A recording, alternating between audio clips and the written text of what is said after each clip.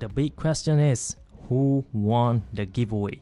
Before I made the announcement, thanks to buyee.jp for making this video possible. They are a proxy shopping service website based in Japan, so if you want to buy any new release G-Shock watches or even this one on your own, go through the link in the description box and start shopping. The prices are pretty affordable. Since buyee is the sponsor for today's video, it is only fair that they are the one who picked the winner, and I already contact that person as well.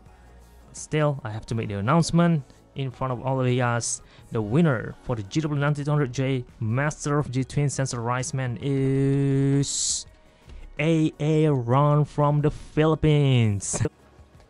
Ron, where are you?